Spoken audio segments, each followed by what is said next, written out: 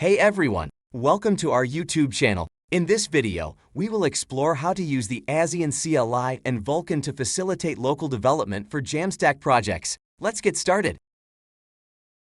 Astro is listed on the Jamstack documentation as a static site generator aligned to the Jamstack approach, and Vulkan is the framework adapter built to run on Azion Edge runtime. It's an evolving project aimed at supporting various JavaScript frameworks. The project is open source and encourages community contributions. Before getting started, you need an Azion platform account with Edge functions enabled, the latest version of Azion CLI installed on your computer, a code editor, access to terminal, and Node.js version at least 18.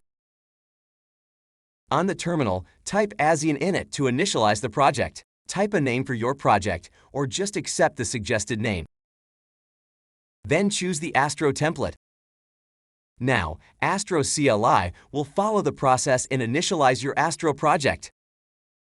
Once the project is initialized, you'll find a basic directory structure created for you. This structure usually includes directories for source files, like components, pages, styles, configuration files, and a folder for assets.